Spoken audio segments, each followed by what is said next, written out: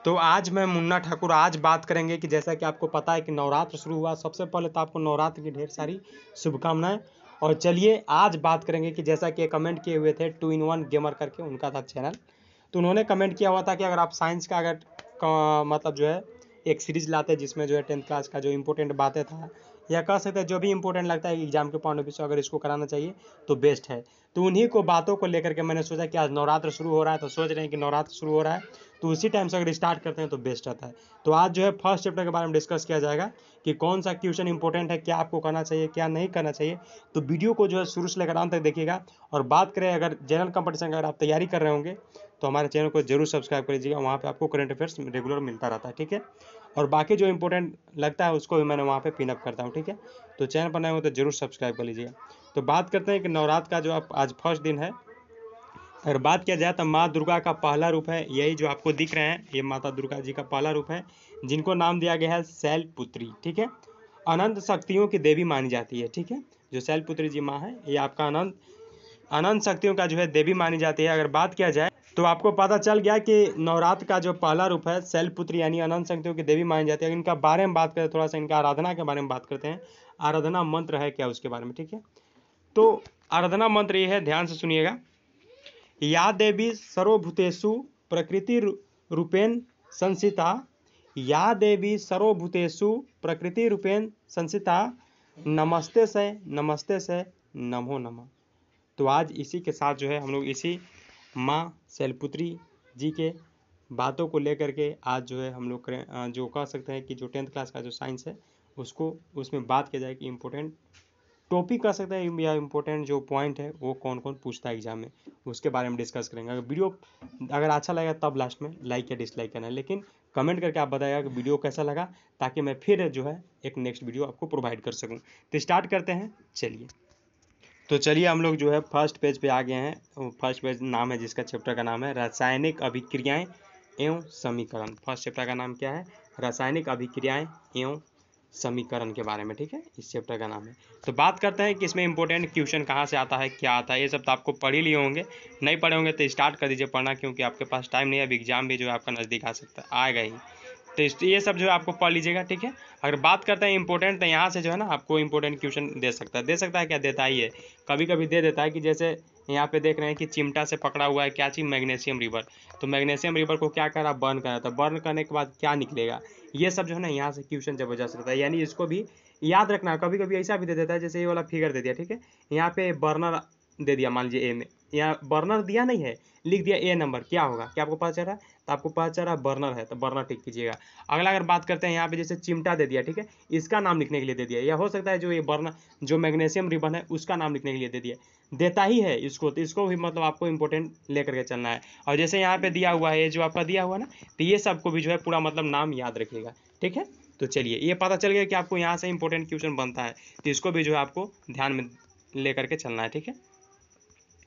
बात करते हैं जैसे यहाँ देखें कि आपने जो है चमकदार श्वेत लौ के साथ जो है मैग्नीशियम रिबन का जो है दहन किया, मतलब दहन होता है मतलब जलाया जाता है। उसके बाद जो है श्वेत पूर्ण में जो है परिवर्तन हो जाता है, और मैग्नीशियम ऑक्साइड जो है, मैग्नीशियम ऑक्साइड का चूर्ण जो है वायु में उपस्थित ऑक्सीजन तथा मैग्नीशियम के बीच होने वाली अभिक्रिया के कारण जो है यह बनता है। ये सब आप पढ़ लिए होंगे, ये सब आपको पता हो, लेकिन अभी इस वीडियो में जो डिस्कस किया जाएगा कि कौन कौन सा जो है एग्जाम के पॉइंट ऑफ व्यू से जबरदस्त क्वेश्चन है, ठीक है।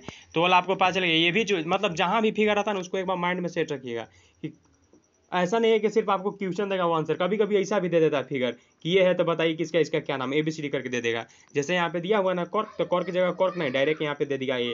तो आप क्या कीजिएगा, आपको टिक करना है, लिखना है कि हाँ ये होगा। चाहे कभी कभी ऐसा दे देगा, यहाँ ऑप्शन भी दे देगा, आप बताइए कि ए में ये होना चाहिए, ये होना चाहिए। तो आप क्या कीजिएगा, अगर आप पढ़े रहे हैं तब तो टिक कीजिएगा। तो इसका मतलब है कि आपको ये सब भी देखना है एग्जाम के पॉइंट ऑफ व्यू, ठीक है। बात करते हैं अगर नेक्स्ट, तो नेक्स्ट से पहले यहाँ पे देखिए रासायनिक समीकरण, ये बहुत इंपॉर्टेंट है। रासायनिक अभी जो ये समीकरण है ना बहुत इंपॉर्टेंट है। ऐसा जो है ना आपको जैसे ये वाला दे दिया, जैसे मैग्नीशियम प्लस ऑक्सीजन जोड़ दिया, ये क्या हो गया, मैग्नीशियम ऑक्साइड। और उससे जो प्रोडक्ट बना, जो प्रोडक्ट का मतलब कहने का मतलब तो यहाँ से जो है ना क्वेश्चन ये वाला बनता है, जैसे मैग्नीशियम प्लस ऑक्सीजन को जब जोड़ा गया तो क्या बनेगा, तो आपको डायरेक्ट बताना है मैग्नीशियम ऑक्साइड बनेगा। तो यहाँ से भी क्वेश्चन है ये वाला जो है ना आपको समीकरण बनाना आना चाहिए। कभी कभी ऐसा दे देता है जैसे कुछ इसका शॉर्टकट फॉर्म में दे दिया, शॉर्टकट फॉर्म पढ़ने का मतलब जैसे हाइड्रोजन का एच लिख दिए, तो हाइड्रोजन का एच लिख दिए, उसको बैलेंस कैसे करना है। जैसे आपको मैग्नीशियम प्लस अगर ऑक्सीजन को अगर ऐड करते हैं तो मैग्नीशियम ऑक्साइड आता है, जैसे यहाँ पे मैं दिखा रहा हूँ इसका बनाया होगा। तो यहाँ पे थोड़ा सा उससे पहले एक देख लीजिए, जैसे क्या कहा है कि शब्द समीकरण में जो है अभिकारक के जो है उत्पाद में जो है परिवर्तन को जो है उनके मध्य एक तीर का जो है निशान लगाकर दर्शाया जाता है, सब तो आपको पता होगा। और अभिकारकों के बीच में जो है प्लस का चिन्ह लगाकर उन्हें जो है बाईं ओर यानी LHS साइड जो है लिखा जाता है। इसी प्रकार जो उत्पाद हो, उत्पाद करने का मतलब जो प्रोडक्ट होता है रिएक्टेंट, तो रिएक्टेंट मतलब जो हो गया आपका जो जिसको मतलब जोड़े लेफ्ट साइड में उसको बोलेंगे, ठीक है। और प्रोडक्ट किसको बोलते हैं, जो मतलब उधर जो आपका रिजल्ट प्राप्त हो उसको। तो जो प्रोडक्ट होता है उसको जो है राइट साइड में लिखते हैं, ठीक है। और उसमें भी अगर 2 आ रहा तो उसमें प्लस करके लिख देते हैं, ठीक है। तो उसको जो है तीर का जो उधर साइड होता है, जैसे मान लीजिए ये तीर है तो तीर का इधर साइड है, ये सब आप रुके थोड़ा सा, जैसे ये तीर है, ठीक है। तो यहाँ पे प्रोडक्ट बनेगा और इधर जो बाकी है ना इधर साइड में, इधर सब रिएक्टेंट है, मतलब इधर मान लीजिए कुछ जोड़े, मान लीजिए दो जोड़े तो कितना हुआ 4, तो ये क्या हो गया 4 जो है आपका प्रोडक्ट हो गया, दो क्या हो गया रिएक्टेंट हो गया। तो इस टाइप से जो है यहाँ पे बनता है, ठीक है। तो इसको भी ध्यान में रखना है। इसको खास करके एग्जाम में ये देता है कि जैसे मान लीजिए दे दिया, जैसे देखते हैं और थोड़ा सा देखिए यहाँ पे आइए क्या, जैसे यहाँ पे दे दिया कि जैसे क्या है, थोड़ा सा देखते हैं रिकॉर्डिंग चल रहा है ना, हाँ रिकॉर्डिंग चल रहा है। तो यहाँ पे देखिए जैसे क्या कह दिया कि रासायनिक समीकरण को लिखना, थोड़ा सा पेंसिल, जैसे रासायनिक समीकरण को लिखना है इसमें, तो इसको क्या किया है कि पहले मैग्नीशियम ले लिया है, जोड़ दिया है बीच में, प्लस O2 ले लिया यानी ऑक्सीजन ले लिया है, तो क्या बना मैग्नीशियम ऑक्साइड। तो मैग्नीशियम ऑक्साइड जो बना ये क्या है, ये प्रोडक्ट है, उत्पाद है, और ये क्या है, ये रिएक्टेंट है, यानी इसको हिंदी में क्या बोलते हैं हमको अभी याद नहीं है, लेकिन इंग्लिश में बोलते हैं रिएक्टेंट, ठीक है। तो कह रहा है थोड़ा सा यहाँ पे देख लीजिए कि रासायनिक समीकरणों को जो अधिक संक्षिप्त तथा उपयोगी बनाया जा सकता है। रासायनिक समीकरण किसी रासायनिक अभिक्रिया को जो दर्शाता है, यानी यदि मैग्नीशियम ऑक्सीजन तथा मैग्नीशियम ऑक्साइड के सूत्रों को जो है समरण करे तो उपरोक्त समीकरण को जो है इस प्रकार लिखा जाएगा। मतलब ये जो है आपका क्या हो गया रिएक्टेंट, अब ये क्या हो गया प्रोडक्ट मतलब उत्पाद, और ये जो हो गया ये दोनों जोड़ने के बाद ये आपको मिला, ठीक है। आपको पता होगा, नहीं पता होगा तो थोड़ा सा इसको ध्यान देना है, ठीक है। ये इंपॉर्टेंट है। यहाँ से मतलब ये दे दिया, उसके बाद इसको बैलेंस कभी कभी करने के लिए दे देता है, तो उसको देख लीजिएगा। अभी देखिए ना, अगर जब मतलब अभी देख रहे हैं ना तो लास्ट में आपको ऐसा आएगा सिचुएशन जहाँ पे आपको मैं बता सकता हूँ। तो सेकंड है कि संतुलित रासायनिक समीकरण का महत्व। संतुलित जो रासायनिक है उसका क्या महत्व है, उसके बारे में ये सब आपको पढ़े होंगे, नहीं पढ़े तो पढ़ना स्टार्ट कर दीजिए, मैं बार बार आपको कर रहा हूँ, ठीक है। जैसे यहाँ पे लिया हुआ है, क्या लिया हुआ है जिंक प्लस सल्फ्यूरिक अम्ल, जिंक प्लस सल्फ्यूरिक एसिड, अम्ल करने का मतलब एसिड, ठीक है। तो जिंक प्लस सल्फ्यूरिक एसिड को जोड़ा था, क्या होगा zinc sulphate plus hydrogen. Shortcut अगर फार्मूला बोले तो जिंक का क्या होता है पता नहीं है तो याद रखिएगा Zn होता है, और सल्फ्यूरिक एसिड का होता है H2SO4 होता है, ठीक है। तो इसको जोड़े तो क्या होगा ZnSO4। तो यहाँ पे आपको लग रहा है कि बैलेंस है तो ठीक है। जैसे यहाँ पे देखिए हाइड्रोजन 2 गो है, हाइड्रोजन यहाँ पे भी 2 गो है, SO4 4 गो यहाँ पे, ठीक है। SO4 4 गो है, और यहाँ पे Zn एगो है, Zn एगो, चलिए बैलेंस है। एक बार फिर से देख लीजिए, Zn का एगो है यहाँ पे लेफ्ट साइड में भी एगो है, और राइट में भी एगो, तो ये तो बैलेंस है। H2 का एगो है, तो H2 आपको दिख रहा है, H2 यहाँ पे भी लेफ्ट साइड में 2 गो है, और राइट साइड में 2 भी, ये भी बैलेंस है। SO4 के देख लेते हैं, SO4 बैलेंस है का, तो SO4 यहाँ पे भी 4 गो है, यहाँ पे भी 4 गो, इसका मतलब दोनों मतलब बैलेंस है, लेफ्ट साइड वाला भी बैलेंस है, राइट साइड वाला भी बैलेंस है। तो इसको कुछ नहीं करना है, बस ये आपका प्रोडक्ट मिल गया और इसको सोल्व कर दिया था, मतलब ऐड करने के बाद, रिएक्टेंट को ऐड करने के बाद, ठीक है। तो इससे कोई दिक्कत नहीं, लेकिन जब जहाँ बैलेंस नहीं होगा वहाँ पे आपको थोड़ा सा दिमाग लगाना होगा क्या होगा। जैसे यहाँ पे देखिए और कुछ आपको आएगा, जैसे यहाँ पे देखिए कि अभिकारकों परमाणु, जैसे आपको जो है अभिकारकों में परमाणुओं की संख्या, जैसे LHS में था कितना जिंक, Zn कितना था एगो, इसमें भी एगो, और H2 कितना था 2, इसमें 2 हाइड्रोजन 2, फिर S एक गो था, ठीक है, और O का गो था 4 गो, और इसमें भी 4 गो, मतलब ये दोनों बैलेंस है। तो कह रहा है यहाँ पे थोड़ा सा देखिए कि समीकरण 1.3 में जो है तीर के निशान जो है दोनों ओर प्रत्येक तत्वों को जो है परमाणु की संख्या समान है, इसीलिए संतुलित समीकरण है। संतुलित समीकरण का मतलब आप समझे, संतुलित समीकरण का मतलब है ये समझिए कि मतलब दोनों दिन समान है, दोनों दिन बराबर है तो क्या संतुलित। अगर इसी का उल्टा कर दिया तो क्या होगा असंतुलित। समझ पा रहे हैं, संतुलित मतलब पूरा समान, अगर समान नहीं है तो उसको क्या करना होगा बराबर करना होगा, तब जाकर संतुलित होगा। समझ पा रहे हैं ना। चलिए तो बात करते हैं यहाँ पे, जैसे एक उदाहरण लिया है, जैसे Fe प्लस H2SO4, और यहाँ पे लिया है क्या चीज Fe3O4H2। आपको यहाँ पे दिमाग लग रहा होगा कि O यहाँ पे 4 गो है, O कितना है, O 4 गो, लेकिन O यहाँ पे क्या है, सिर्फ एक ही है, तो ये क्या है, संतुलित नहीं है, तो इसको संतुलित करेंगे। अब यहाँ पे आपको जो है दिमाग लगेगा, ठीक है। तो यहाँ पे देखिए चरण 1 में क्या क्या ऐसे देखिए, कह रहा है कि रासायनिक समीकरण को जो है संतुलित करने के लिए जो है सबसे पहले प्रत्येक सूत्र को जो है चारों बॉक्स में बना लीजिए, ठीक है। उसके बाद जो है समीकरण को जो है संतुलित करने के लिए जो है बॉक्स के अंदर कुछ भी परिवर्तन मत कीजिए, पहले लिख लीजिए, पहले बॉक्स में बना लिए, बॉक्स में बना लिए। उसके बाद क्या किया, उसके बाद देखिए, उसके बाद दिया है चरण 2 में दिया है कि संतुलित समीकरण जो है यानी 1.5 में जो है क्या क्या है कि उपस्थित विभिन्न परमाणुओं की जो है एक संख्या सूची बना लीजिए। जैसे क्या क्या है कि जैसे यहाँ पे देखिए बॉक्स टाइप में बना लिया, क्या किया है, तो यहाँ पे जो है लेफ्ट साइड में LHS मतलब समझते हैं कि ना, लेफ्ट हैंड साइड, अब RHS मतलब राइट हैंड साइड, और ये क्या हुआ, अभिकारक, और ये क्या हुआ जो बनेगा, प्रोडक्ट यानी उत्पादक। तो अभिकारकों मतलब जो लेफ्ट साइड है उसके बारे में, और उत्पादक जो आपका प्रोडक्ट बनेगा उसके बारे में। तो फर्स्ट लॉ में अगर बात किया जाए तो आपका यहाँ पे देखिए, थोड़ा सा इसको छोटा करेंगे, जैसे यहाँ पे देखिए क्या किया है, तो यहाँ पे क्या है कि जैसे Fe जो है फर्स्ट में LHS में वो कितना है, तो वो आपका है, बता दे रहे हैं यहाँ पे कितना है। तो यहाँ पे आपको पता चल रहा है कि नहीं, यहाँ पे जैसे यहाँ पे दिया हुआ है कि Fe जो है यहाँ का है, LHS में एक ही है, थोड़ा सा पेंसिल, LHS कितना है, Fe है, और H2 कितना है, H2 यहाँ पे 2 गो है, H2 करने का मतलब H 2 गो है हाइड्रोजन, ठीक है। और O कै गो है, यहाँ पे एक ही है, लेकिन यहाँ पे देखिए O कै गो है, 4 गो है, और ये कै गो है, 2 गो, ये कै गो है, 3 गो। इसका मतलब ये बैलेंस नहीं है। तो बैलेंस करने के लिए क्या करना होगा कि Fe को जो हमको कितना करना होगा, तो Fe यहाँ एक ही है और यहाँ पे 3 है, तो इसका मतलब यहाँ पे 2 करना होगा, और यहाँ 2 हाइड्रोजन तो ठीक है, लेकिन O क्या है, O आपका है 1, और यहाँ पे कितना है 4, तो बैलेंस नहीं हुआ। तो हाइड्रोजन को 4 यहाँ पे करने के लिए, सॉरी ऑक्सीजन को 4 करना होगा ना, तभी तो बैलेंस होगा। तो यहाँ पे 1 है और यहाँ पे कितना है 4, तो यहाँ पे आपको 4 है, यानी फर्स्ट लॉ में कितना है 1, यानी अगर यहाँ 2 जो हाइड्रोजन है, यहाँ पे जो हाइड्रोजन है, अगर इसके आगे अगर 2 कर देते तो कितना हो जाएगा, हाइड्रोजन आपका फिर 4 को हो जाएगा, हाइड्रोजन 4 को हो जाएगा, और ऑक्सीजन कै हो जाएगा, ऑक्सीजन आपका कै हो जाएगा, ऑक्सीजन आपका 4 को हो जाएगा। तो अच्छा नहीं हो रहा है, इसीलिए यहाँ पे क्या करेंगे कि हाइड्रोजन की जगह पे क्या कर देंगे, H के आगे 4 कर देंगे। अगर 4 करते हैं तो क्या हो जाएगा, O भी आपका 4 हो जाएगा, हाइड्रोजन 8 हो जाएगा। तो यहाँ पे फिर 4 कर देंगे, देखिए आगे बनाया हुआ है, अगर यहाँ पे समझ लेते तो ठीक है, नहीं तो आगे भी बता दे रहा हूँ। जैसे यहाँ पे देखिए प्रथम में क्या किया कि जो ऑक्सीजन के जो परमाणु थे, तो उसमें क्या किया, 1 H2O में जो है 4 से Fe3 में जो है उत्पाद कर दिया। उसके बाद संतुलित करने के लिए 1 गुने 4 कर दिया, उसमें 4 उत्पादक में पहले से ही था ही, तो उसमें जब वहाँ 4 किया तो सॉरी यहाँ पे भी 4 किया। चलिए नहीं यहाँ पे दिखा देता हूँ मैं, अच्छा से क्लियर हो, मैं आपको पता चल जाए। जैसे यहाँ पे देखिए मैं आपको बता रहा था ना, क्या बता रहा था कि जो यहाँ पे सॉरी पेंसिल ले रहा हूँ, जैसे यहाँ पे क्या किया, ये 4 किया ना, 4 किया, और यहाँ पे 4 हो गया, तो यानी हाइड्रोजन कितना हो गया, ऑक्सीजन सॉरी हाइड्रोजन तो 8 हो गया, और ऑक्सीजन कितना हो गया, 4 ऑक्सीजन हो गया। जैसे यहाँ पे देखिए 4 H2O है ना, तो O के भी ले रहा है 4, तो ऑक्सीजन 4 हो गया, अभी 2 हाइड्रोजन पहले का ही है, अब इसका भी तो है, तो कितना हो गया, हाइड्रोजन आपका 4 दूना 8 हो गया। तो उसके बाद क्या किया है, तो यहाँ पे देखिए उसके बाद नेक्स्ट चरण में किया, वो सब आपको जो चरण दिया वो सब पढ़ लीजिएगा, ठीक है। तो यहाँ पे बैलेंस कर दिया ना, क्या किया कि H के आगे भी यहाँ पे 4 लगा दिया, तो हाइड्रोजन कितना हो गया, यहाँ पे भी हाइड्रोजन 8 हो गया, और यहाँ पे भी 8 हो गया कि नहीं, 8 हो गया 8, ठीक है। और आपका O के बात है, तो O यहाँ पे कितना है 4 हो गया, और यहाँ पे जो थोड़ा सा मिटा लेते हैं, तो यहाँ पे जैसे O जो है ना, ये आगे वाला जो है ना 4, ये O के लिए ही होता है, आगे वाला जो 4 है O के लिए ही होता है, और यहाँ पे O 4 है, अब यहाँ पे भी O 4 हो गया, तो आपको O बैलेंस दिख गया कि नहीं, देखिए O 4 है, यहाँ बैलेंस, यहाँ पे भी बैलेंस हो गया, हाइड्रोजन आपका 8 हो गया था, यहाँ पे भी 8 हो गया, मतलब ये बैलेंस। अब Fe के बारे में बात किया जाए तो यहाँ पे Fe3 में है, अब यहाँ कुछ में नहीं है, खाली Fe सिंपल है, तो आगे अगर 3 कर देते हैं तो नहीं हो जाता है।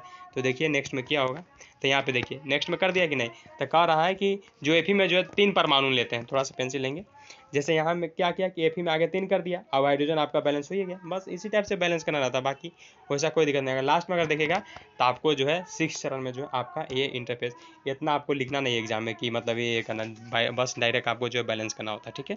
तो इसको आप बैलेंस कर दिया लास्ट में, ठीक है, बस यही ध्यान में देना। अब देखिए कि अतः समीकरण अब संतुलित है, मतलब बराबर किसी प्रकार दिक्कत नहीं हुआ। संतुलित करने की इस विधि को जो है हीट एंड ट्रायल विधि कहते हैं। क्वेश्चन ये भी पूछ सकता है कि बताइए हीट एंड ट्रायल विधि किसको कहते हैं। तो बताइएगा कि जो रासायनिक समीकरण है उसको संतुलन करने का जो मेथड है, जो प्रोसेस है, जो विधि है, उसी को तो बोलते हैं हीट एंड ट्रायल। ठीक है, समझ पाए? चलिए, कोई दिक्कत नहीं होना चाहिए। अगर दिक्कत होता है तो डायरेक्ट कमेंट कीजिएगा, मैं आपको बार बार कहता हूँ। अब बात करते हैं सेवन कह रहा है कि भौतिक अवस्थाओं के संकेत का लिखना। जो भौतिक अवस्था होता है, जो फिजिकल स्टेट होता है, उसको जो है संकेत को जो है लिखना। तो ये वाला पढ़ लीजिएगा, आपको फिर किसी प्रकार की दिक्कत नहीं होना चाहिए। ठीक है, जैसे भौतिक अवस्था कहने का मतलब ये हो गया, जैसे गैस है तो गैस है तो इसको क्या से डिनोट करेंगे? गैस है तो जी से डिनोट करेंगे। ठीक है, और लिक्विड है तो क्या से डिलेट करेंगे ना, डिनोट करेंगे एल से। कभी कभी जो है कभी कभी देखिएगा ए क्यू भी लिखा रहता है, कभी कभी एस भी लिखा रहा है। एस कहने का मतलब सॉलिड। अब ए क्यू का मतलब क्या होता है? क्या आपको पता चल रहा है? नहीं पता चल रहा, नहीं चल पा रहा, इसका मतलब आप पढ़े नहीं है तो भी तो पता नहीं चल पा रहा। ए क्यू मतलब जलीय कह सकते हैं, ठीक है, हिंदी में। तो इसके लिए जो है डिनोट किया जाता है। ठीक है, कह रहा है कि अभिकारक या अभिकारक या उत्पादक में जो जल का घोल के रूप में जो है उपस्थित होता है, तब हम AQ लिख सकते हैं। ठीक है, तो यहाँ पे देखिए कह रहा है कि संतुलित समीकरण इस प्रकार होगा। संतुलित समीकरण इस प्रकार होगा कैसे? अब यहाँ पे देखिए, जैसे Fe यहाँ पे, मैं थोड़ा सा पेंसिल जैसे Fe है, ठीक है, Fe यहाँ पे 3 है। FeS क्या है लिखा है? एस कहने का मतलब सॉलिड में है। अभी G है मतलब गैस में है। तो क्या किया है कि Fe 3 गो है, यहाँ पे भी Fe 3 गो, ये बैलेंस है, कोई दिक्कत नहीं। H2 क्या गो है? ये आगे 2 है ना, पीछे 2 है, आगे कितना है? 4। तो 4 दूना 8 होगा, 6 नहीं करिएगा। ठीक है, तो 4 दूना 8 हो गया। तो 8 गो हाइड्रोजन है, यहाँ पे भी है लेफ्ट साइड में, यहाँ पे भी लेफ्ट साइड में 8 गो है। क्लियर? चलिए, तो आपको पता चल गया। ठीक है, बस ऐसे खाली आपको मतलब कर देना रहता है। अगर आपको बैलेंस करने आता तो बहुत बेस्ट है, नहीं करने आता तो आप सीख लीजिएगा। ठीक है, अब देखिए कभी कभी अभिक्रिया जो है प्रतिक्रिया दाब और सॉरी पेंसिल लेना चाहूँगा। क्या करता है कि दाब, ताप, प्रेशर, उत्प्रेरक आदि को भी जो है तीर के निशाने के ऊपर जो है नीचे जो है दर्शाया जाता है। जैसे COG प्लस 2H2G। जी कहने का मतलब गैस। ठीक है, CO कहने का मतलब समझ पा रहे हैं? Carbon monoxide. ठीक है, CO2 रहता था कार्बन डाइऑक्साइड। तो ये जो है इसको मतलब जब ऐड किया तो प्रोडक्ट आपका क्या मिला? तो प्रोडक्ट आपको मिला CH3OH। ठीक है, ये आपका लिक्विड फॉर्म में मिला। फिर यहाँ पे दिया है जैसे प्रकाश संश्लेषण का पता है कि C6CO2 प्लस 12H2O। फिर उसको प्रकाश संश्लेषण के प्रेजेंट में जो है आपका, और क्लोरोफिल के प्रेजेंट में आपको क्या मिला? ये फॉर्मूला। बहुत इंपॉर्टेंट क्वेश्चन ये वाला जो है ना, ये क्वेश्चन बहुत इंपॉर्टेंट है, इसको एग्जाम में पूछता है, इसको याद रखिएगा, बहुत इंपॉर्टेंट क्वेश्चन है ये वाला। ठीक है, क्योंकि जब हम लोग एग्जाम दिए थे तो उस टाइम शायद पूछा था ये वाला क्वेश्चन, तो इसको याद रखना है। ठीक है, तो ये वाला बहुत इंपॉर्टेंट क्वेश्चन है, इसको याद रख करके चलिएगा। और ये सब जो है ना, ये सब बनाने वाला बहुत बार बना करके जो है प्रैक्टिस आपको करते रहना बस। फर्स्ट चैप्टर वैसा कोई आपको हार्ड नहीं लगेगा। ठीक है, चलिए अब बात करते हैं, जैसे यहाँ के क्वेश्चन दिया हुआ है तो इसको जो है आप संतुलित करें। जैसे यहाँ पे दिया हुआ है, क्या दिया हुआ है मतलब जैसा भी। और अगर बात किया जाए तो एग्जाम के पॉइंट ऑफ व्यू से तो ये सब क्वेश्चन जबरदस्त रहता है। जो अगर ब्लू पेन में जाए, ऐसे डब्बा में रहता है, तो उसको जो है आपको पढ़ करके ही जाना है, क्योंकि ऐसा क्वेश्चन जो यहाँ से जबरदस्त रहता है। तो मेरे हिसाब से लगता है कि आपको पता, तो आपको जो है पता चल गया। जैसे अगर यहाँ पे जो ये सब आपको जो ब्लू डब्बा में लिखा हुआ रहता है, तो ये सब क्वेश्चन बहुत जबरदस्त रहता है। तो आपको याद रखना है कि वायु में जलाने से जो है पहले मैग्नीशियम रिबन को जो है साफ किया जाता है। ये क्वेश्चन इंपॉर्टेंट है, इसको याद रखिए, क्यों किया जाता है इसके बारे में आपको पता होगा।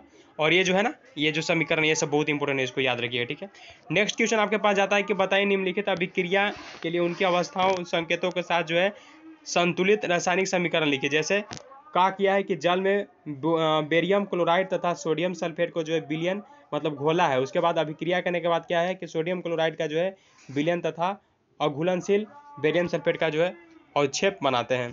ये सब देख लीजिएगा, बहुत इंपॉर्टेंट क्वेश्चन है ये सब। ठीक है, जहाँ भी मैंने बताया ना कि ये जो डब्बा वाला रहता है ना, बहुत इंपॉर्टेंट, इसको पढ़ लेना आपको, इसको छोड़िएगा नहीं। अगर बात करते हैं रासायनिक अभिक्रिया के प्रकार, तो इसको जो है शायद 4 प्रकार है कि क्या, इसको देख लीजिएगा। ये बहुत इंपॉर्टेंट क्वेश्चन है, कभी कभी प्रकार से पूछ देता है। प्रकार से कैसे क्वेश्चन पूछेगा? तो प्रकार से यही है कि कभी उदाहरण दे दिया, उदाहरण देने के बाद वहाँ से क्वेश्चन डाल दिया कि बताइए कौन सा रासायनिक अभिक्रियाओं के प्रकार का है। 4 ऑप्शन वहाँ पे दिया रहेगा, तो ठीक है, नहीं तो डायरेक्ट आपको बताना है कि इस अभिक्रिया से। ठीक है, चलिए जैसे पहला है संयोजन अभिक्रिया। ये वाला जैसे अभी पढ़ेंगे ना, तो इसके बाद लास्ट में जब क्वेश्चन से डिस्कस करेंगे तो इसको भी आएगा संयोजन अभिक्रिया, इसमें क्या होता है उसके बारे में। ठीक है, तो यहाँ पे जैसा दिया हुआ है, क्या दिया हुआ है कि कैल्शियम ऑक्साइड, क्या किया है कि कैल्शियम ऑक्साइड जल के साथ जो है तीव्रता से जो है अभिक्रिया करके जो है बुझे हुए चूने यानी कैल्शियम हाइड्रोक्साइड का निर्माण करके जो है अधिक मात्रा में जो है ऊष्मा का उत्पन्न करता है। जैसे CO+S कैल्शियम ऑक्साइड, यानी इसको बूझा चुना हुआ के नाम से भी जाना। कभी कभी ऐसा भी दे देता है कि बूझा चुना हुआ का फॉर्मूला लिखिए, तो आप क्या लिखिएगा? आपको लिखना है ओ और कोष्ठ में एस लिख दीजिएगा, ठीक है। तो ये सब मैं बार बार कर रहा हूँ ना, ये सब जो आपका ये सब जो है ये सब का भी जो है कभी कभी नाम दे देता है, तो ये सब याद रखना, ठीक है। और ये मैंने जो कहा ना कि ये जो समीकरण है, इक्वेशन है, इसको भी ध्यान में रखना है। तो जैसे Ca और प्लस क्या क्या CaO प्लस H2O को जोड़ा तो क्या निकला, CaOH2 एक्वा प्लस उष्मा, यानी बुझा हुआ चूना और बिना बुझा हुआ चूना था। बिना बुझा हुआ चूना और साथ में अगर उसको H2O के साथ अगर जोड़ते हैं, वाटर के साथ जोड़ते हैं, तो क्या प्राप्त होता था बताइएगा, बुझा हुआ चूना, ठीक है, प्लस उष्मा निकलता है, हीट निकलता है, ठीक है। बस इसको देखिएगा। तो इस अभिक्रिया में जो है कैल्शियम ऑक्साइड तथा जल मिलकर जो है एकल उत्पाद कैल्शियम हाइड्रोक्साइड बनाते हैं। ऐसी अभिक्रिया जिसमें दो या दो से अधिक अभिकार को मिलकर एकल उत्पाद का निर्माण करते हैं, उससे हम लोग बोलते हैं संयोजन अभिक्रिया। यहाँ से भी क्वेश्चन बनता है, आपसे क्वेश्चन पूछ दिया कि बताइए संयोजक अभिक्रिया है क्या, तो आप क्या बताइए, आप पढ़ रही हैं हम लोग। तो इसमें कहने का मतलब बस यहाँ से लिखिएगा आंसर कि ऐसी अभिक्रिया जिसमें दो या दो से अधिक अभिक्रिया जो है मिलकर एकल उत्पादन अभिक्रिया का जो है निर्माण करते हैं, यानी संयोजक वो क्रिया जो है मतलब दो गो के चीज को जोड़ें, बस दिमाग में रखिए कि दो गो के चीज को जोड़ें तो हमको एक प्रोडक्ट प्राप्त हुआ, उसको हम लोग बोलते हैं क्या चीज, संयोजक अभिक्रिया, ठीक है। बात करते हैं नेक्स्ट क्या है, ये जो है ना, ये सब आपको क्वेश्चन में ये सब आपको पढ़ करके जाना है, ठीक है, पढ़ करके जाइएगा। ऊपर की अभिक्रिया में जो है निर्मित बुझे हुए चने विलयन का उपयोग दीवारों में सफेदी करने के लिए जो है किया जाता है। कैल्शियम हाइड्रोक्साइड में वायु में उपस्थित कार्बन डाइऑक्साइड के साथ जो है धीमी गति से जो है अभिक्रिया करके दीवार पर जो है कैल्शियम कार्बोनाइड की पतली परत बना देती है। सफेदी करने के लिए जो है 2-3 बार कैल्शियम कार्बोनेट का जो निर्माण होता है, इससे दीवार का जो है चमक आ जाता है। रोचक यह बात है कि संगमरमर का रासायनिक सूत्र जो है CaCO3। बहुत इंपॉर्टेंट क्वेश्चन, आपसे क्वेश्चन पूछ सकता है, बताइए संगमरमर का रासायनिक सूत्र क्या है, तो इसको भी याद रखिएगा, ठीक है। तो बहुत इंपॉर्टेंट क्वेश्चन है, मैं बार बार आपको कह रहा हूँ ना, ये सब बहुत इंपॉर्टेंट क्वेश्चन है। जैसे यहाँ पे दे दिया कोयले का दान, आपको कह दिया कोयले का दान का जो है फार्मूला लिखो, तो कैसे लिखिएगा, बस ये वाला लिख दीजिएगा, ठीक है। ये सब आपको जो है फार्मूला जो है आपको दे करके जाना, ठीक है।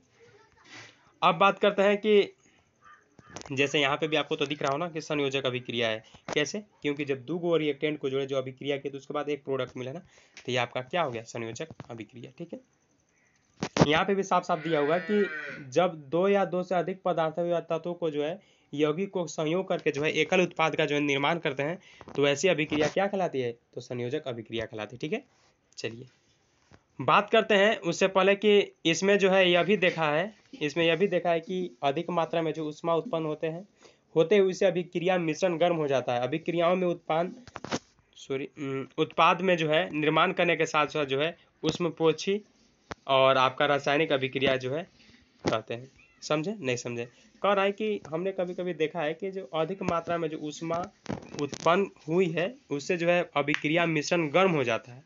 जब ऊष्मा उत्पन्न होगा तो रियली है कि गर्म होगा ही, तो इससे क्या होता है कि निर्माण के साथ साथ जो है ऊष्मा भी उत्पन्न होती है, जिसको हम लोग क्या कहते हैं, ऊष्म क्षेपी रासायनिक अभिक्रिया कहते हैं। देख लीजिएगा, याद रखिएगा कि ऊष्म क्षेपी रासायनिक अभिक्रिया क्या है उसके बारे में, और यहाँ पे उदाहरण ये सब दिया हुआ है, इसको बढ़िया से आपको ध्यान में देखना है, ठीक है। चलिए बाकी तो इधर मैं आपको बार बार कह रहा हूँ कि ये सब जो है ना आपको एग्जाम्पल, जैसे ये आपका था प्रकाश नेशन वाला, ये वाला आपको देख लेना है, ठीक है। चलिए अब यहाँ पे सेकंड प्रकार है आपका, सेकंड अभिक्रिया है, तो ये आपका है वियोजन, ठीक है। और ये सब मैं आपको बार बार कर रहा हूँ कि ये सब आपको, सॉरी पेंसिल लेना चाह रहा हूँ तो क्या हो, ये सब है ना, ये सब आपको ध्यान में रखना है। जैसे कोई एक्टिविटी कर रहा था, जो क्रियाकलाप होता है उससे भी क्वेश्चन कभी कभी दे देता है, ठीक है। चलिए तो सेकेंड ये है आपका वियोजन। इसके बारे में आपको कम से कम जैसे जो प्रकार दिया हुआ है ना, उससे कम से कम प्रकार के बारे में पूरा जान जाइएगा, कौन कौन प्रकार है क्या है उसके बारे में पूरा जानना है। और साथ में सबका दो दो एग्जाम्पल जो आपको याद रखना है, एग्जाम्पल से भी कभी कभी एग्जाम में पूछ देता है, ठीक है। तो याद रखिएगा, जैसे यहाँ पे पूछ दिया है क्या जी, एग्जाम्पल दे दिया है, तो इसके बारे में पहले आपको पता था नहीं पता था, तो नहीं पता था तो इसको पहले पढ़ लीजिए क्या कह रहा है, ठीक है। देखिए कह रहा है कि इस अभिक्रिया में जो है जैसे क्या किया कि 2Fe है, उसको ऊष्मा दिया, टेम्परेचर दिया गया, उसके बाद क्या किया गया, तो Fe2O3 plus SO2 plus SO3 जो है इसका प्रोडक्ट निकला, ठीक है। तो कह रहे हैं कि आप देख सकते हैं कि इस अभिक्रिया में जो एक अर्धनाग जो है टूटकर एक छोटे छोटे उत्पाद में करता है, इसे वियोजन कहते हैं। वियोजन कहने का मतलब समझिए टूटना, ठीक है। जैसे एगो चीज था, एगो चीज से जब टूटेगा ना, ऐसा नहीं कि 2 गो में टूटे 3 गो में, कुछ में भी टूटे, लेकिन एक से जब टूट रहा है तो उसको बोलेंगे वियोजन। इतना ध्यान में दीजिए, जब एगो से टूटेगा तो वियोजन हो जाएगा, और जब 2 गो मिल करके कोई एगो प्रोडक्ट बनाएगा तो क्या हुआ था, यहाँ पे देखिए थोड़ा सा, यहाँ पे देखिए आपको क्लियर वे में पता चलेगा क्या हुआ था। सो यहाँ देखिए नाम इसका देखिए संयोजन। संयोजन मतलब मिलना, वियोजन मतलब टूटना, बिछड़ना। तो संयोजन में क्या हुआ था? तो संयोजन में यही हुआ था कि दो गो चीज मिलकर के जुड़ा हुआ था, दो गो चीज मिलकर के जो है एक प्रोडक्ट बना हुआ था। जैसे 1 + 2 = 3। अब यही अगर 3 है तो इसको टूटेगा 1 + 2 में, तो क्या होगा? ये हो गया आपका क्या चीज? ये हो गया आपका वियोजन, ये हो गया संयोजन। बस यही समझना है आपको, बस कुछ नहीं ऐसा, ठीक है। तो मेरे हिसाब से लगता है कि आपको पता चल गया एग्जाम्पल मतलब कंपलसरी है कि आपको याद करना ही है। एग्जाम्पल याद कर लीजिएगा, नहीं याद होता है तो आप पेज में उसको लिख करके कहीं चिपका दीजिएगा, ठीक है। जैसे यहाँ पे देखिए क्या हुआ कि एक ही चीज़ है, CaCO3 है, इसको जब उष्मा दिया गया तो इसमें और इसमें टूटा हुआ है। जैसे वहाँ पे क्या हो, चूना पत्थर था, यहाँ पे चूना पत्थर है, इसको जब उष्मा दिया गया तो बुझा हुआ चूना में जो है टूट गया। तो ये आपका किसका उदाहरण था? वियोजन का, क्योंकि एक ही से तो जो है आपका 2 में टूटा है ना। तो बस इसको याद रखिएगा, ठीक है। एग्जाम के पॉइंट ऑफ व्यू से जबरदस्त क्वेश्चन, ठीक है। और मैं आपको बार बार कर रहा हूँ इसको, ये सब आपको ये सब जो है आपको ध्यान देना, ठीक है। बात करते हैं फिर, ये भी आपका उसी का एग्जाम्पल है। इसको भी एग्जाम्पल मतलब ध्यान में सेट करके रखना है कि एग्जाम्पल आपको छोड़ना नहीं है भी, बस चलिए। और ये वाला जो है ये इसको भी जो है फिगर मतलब देख करके चलना है। फिगर आपको माइंड में सेट थोड़ा सा रखिएगा, बाकी फिगर मुझसे कोई दिक्कत नहीं होगा, ठीक है। नेक्स्ट क्वेश्चन आपको पास यहाँ पे क्या जाता है, वही सब है कि आपको जो है जो आपका समीकरण है उसको ध्यान में दीजिएगा, ठीक है। ये हाँ, ये क्वेश्चन बहुत है यहाँ पे जो है, यहाँ से जो है क्वेश्चन बनने का चांस बहुत रहता है, बहुत बनता है क्वेश्चन। यहाँ पे हम लोग का जब एग्जाम दे रहे तो उसमें से दिया था कि जैसे 2AgCl है, जब इसको सूर्य का प्रकाश देंगे तो क्या क्या में टूटेगा, पता ही नहीं चला, नहीं पता चला तो आंसर गलत हो गया। इसीलिए आपको याद करना है कि 2AgCl है तो ये टूटेगा क्या चीज में? 2Ag + Cl2 में टूटेगा। ऐसे भी देखिए ना यहाँ पे जब 2AgCl क्या है, बैलेंस है, यानी 2 को क्या है, Ag है प्लस फिर Cl2 2 है बस। अब फिर जैसे उसी टाइप की क्या है, क्या है कि सिल्वर, जो Ag का मतलब होता है सिल्वर, ठीक है, और बियर का मतलब होता है ब्रोमाइड, ठीक है। तो कह रहा है कि जैसे क्या है कि जैसे Br ले लिया, बस Ag जैसे लिया तो उसी Br ले लिया तो उसको तोड़ा था, ऐसे हुआ बस, ठीक है। चलिए बस इसको मतलब ध्यान में रखिएगा, ठीक है। बस बात करते हैं यहाँ पे भी प्रश्न है, ये सब प्रश्न जो ना मान लीजिए, हाँ कभी कभी 116 जो ना 116 से भी दे देता है, कभी सभी ABCD से भी करके दे देता है कि ये है तो ये जुड़े तो ये मिला, इस टाइप से। जैसे यहाँ पे देखिए कोई एक पदार्थ का सूत्र लिखिए, ये ऐसे दे दिया, कभी कभी ऐसा दे देगा कि X जोड़े फिर Y जोड़े तो ये प्राप्त हुआ, तो ऐसा कौन सा सिचुएशन में होगा, ये भी आपको ध्यान में रखना, ठीक है। तीसरा है विस्थापन अभिक्रिया। विस्थापन अभिक्रिया क्या है उसके बारे में देख लीजिए, परख नली ये सब जो है ये सब के बारे में देख लीजिएगा, ठीक है। लगता है टाइम ज़्यादा ही हो रहा है, चलिए कोई बात नहीं है, कॉन्सेप्ट के साथ आपको बताया जा रहा है, क्लियर नहीं होना, दिक्कत होना चाहिए, ठीक है। तो इसमें क्या होता है, तो इसमें जो है आपको जो विस्थापन अभिक्रिया इसमें क्या होता है उसके बारे में जानिए। तो विस्थापन अभिक्रिया में यही होता है कि देखिए ये क्या किया कि इसमें जो है आपको FeS + CuSO4 को जो है ऐड किया, तो क्या मिला, FeSO4 + Cu। इस अभिक्रिया में जो है दूसरे तत्व कॉपर सल्फेट को विलयन को जो है स्थापित कर दिया जाए या हटा दिया जाता है, इस अभिक्रिया को जो है विस्थापन अभिक्रिया कहते हैं। जैसे मतलब एक दूसरे पर ओवरलैप होता है, कहने का मतलब जो जिसको पास जाना चाहिए उसके पास जाता है, बाकी उसी अगला उनके पास नहीं जाता है। कहने का मतलब है कि लोहे की कील जो है रंग जो है भूरा क्यों हो गया, तथा कॉपर सल्फेट विलयन का नीला रंग क्यों पड़ गया। क्रियाकलाप में देखिए यहाँ पे बताया गया है, कह रहा है कि इस अभिक्रिया में जो है लोहे यानी आयरन ने जो दूसरे तत्व जो है कॉपर को सल्फेट को विलयन में स्थापित कर दिया या हटा दिया, इस अभिक्रिया को विस्थापन अभिक्रिया कहते हैं। उसके बारे में अभी थोड़ा सा और जानिएगा क्यों वहाँ से। जिंक तथा लेड जो है कॉपर की अपेक्षा अधिक क्रियाशील है, अधिक क्रिया तत्व मतलब शील है, मतलब इससे थोड़ा ज़्यादा है, क्वालिटी का ज़्यादा अधिक है, ज़्यादा इसके पास पावर है। इसके चलते जो है क्या हुआ कि उस यौगिक को जो है विस्थापित कर देता है, मतलब समझ पा रहे हैं। जैसे यहाँ पे क्या किया है कि जो जिंक है, यानी जिंक क्या कर लिया है, जिंक के साथ आपको ZnSO4 कर लिया, मतलब इसके पास क्षमता है कि आपको SO4 को अटैच कर सकता है, इसलिए ZnSO4 को अटैच किया है। और जो Cu कॉपर के पास जो उतना इसके पास आयंस नहीं, इसी के चलते जो है इसको अकेले छोड़ दिया, यानी Cu को रूप में अकेले छोड़ दिया, ठीक है। आपको पता चल रहा होगा। उसी प्रकार से नेक्स्ट आपका है द्विविस्थापन। विस्थापन में आपको पता चल गया, मतलब जिसके पास ज़्यादा शक्ति है उसी के पास तो कोई जाएगा ना, बस ये दिमाग में रखिए, और जो कमजोर आदमी उसको छोड़ ही देगा। तो उसी टाइप से जो Cu है उसको छोड़ दिया, और बाकी Fe इसके से मजबूत था तो इसीलिए इसी के पास अटैच हो गया। जैसे यहाँ पे है ZnSO4, तो ZnSO4 और कॉपर सल्फेट, तो कॉपर सल्फेट के पास नहीं जाएगा, ZnSO4 के पास जाएगा, क्योंकि इसका आयन उससे ज़्यादा है, ठीक है। अस्टेबल होना चाहता है कोई भी जिंदगी में, ठीक है। चलिए तो यहाँ पे आपको पता चला कि नहीं, एक बार मैं क्लियर कर देता हूँ। जिंक जो है लेड से जो है क्या है, कॉपर से जो है आपका इसका अपेक्षा जो है क्या है, अपेक्षा अधिक क्रियाशील तत्व है। जो जिंक तथा लेड जो है कॉपर की, समझ पा रहे हैं कि नहीं? देखिए जो जिंक जो है तथा लेड, ठीक है, जो ये जो क्या है आपका जो है कॉपर, लेड कहने का मतलब पीबी, पीबी जो है ना ये पीबी जो है ना, ये आप सॉरी पीबी जो है ना ये आपका लेड हुआ, ठीक है। तो ये क्या हुआ, जिंक और जो लेड है ये कॉपर की अपेक्षा, यानी सीयू की अपेक्षा अगर बात किया जाए तो ये दोनों से ज़्यादा क्रियाशील है, ज़्यादा ये सब रिएक्ट करता है, इसी चलते जो है उसके साथ अपना मतलब बनाता है, ठीक है। तो इसीलिए इन्होंने क्या किया, जिंक सल्फेट बनाया, यहाँ पे लेड क्लोराइड बनाया, ठीक है। चलिए द्विविस्थापन अभिक्रिया क्या है, इसके बारे में भी आपको पूरा जानना है, क्या है क्या नहीं है उसके बारे में। जैसे यहाँ पे क्या क्या है कि क्या है Na2SO4 प्लस BaCl2, तो इसमें क्या बनाएगा तो बताइएगा, BaSO4 प्लस NaCl एक हुआ। तो यहाँ पे दिया हुआ है कि ऐसा क्यों होता है, Ba2 प्लस अथवा SO4 2 माइनस, इस अभिक्रिया में जो है BaSO4 अवक्षेप का जो है निर्माण होता है, ठीक है।